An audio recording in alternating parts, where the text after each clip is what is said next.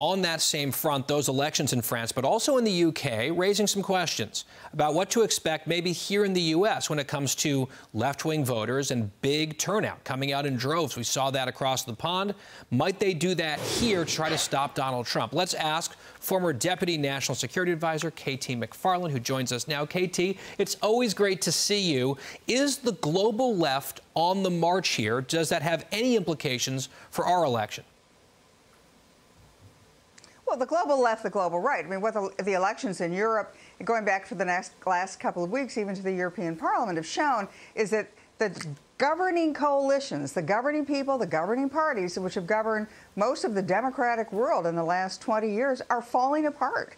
Whether it's in the United States, whether it's in Europe, I mean, frankly, even in Canada, there's a lot of question about the stability of these governments. So when I look at what happens this week, I mean, the critical week for Joe Biden politically, is he up to the job? He's got 1 week to show the world and the United States that he is.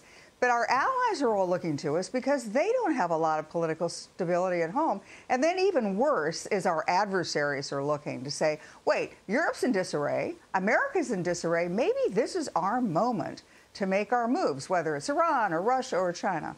Yeah, on that exact point, it strikes me, KT, all this discussion around Joe Biden, his performance, his acuity, all of that, his fitness for office, almost the whole conversation is driven by this election question. Can he beat Donald Trump? Can he still win? There's not nearly enough attention, at least in my view, being paid to, can this man right now perform the duties of the presidency, which includes, in a very big way, being commander-in-chief of the most powerful military on earth. That may not be at the top of the mind of many, let's say, media members in the United States or Democrats on Capitol Hill, but it is very much front and center for our allies in capitals around the world, and to your point, to our enemies. What are they seeing as they watch this? Okay, well, the places you want to worry about, and you're so right to point this out, because people are ignoring what our adversaries are thinking. You know, the Chinese have been telling the world, oh, America is in irreversible decline. Look at Joe Biden. He's the embodiment of decline.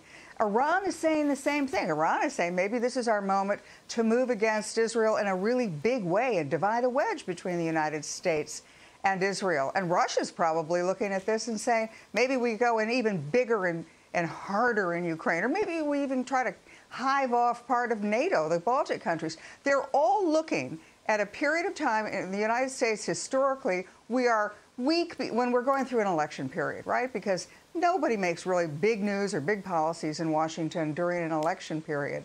And then there's that interregnum between the election and the inauguration potentially of a new president.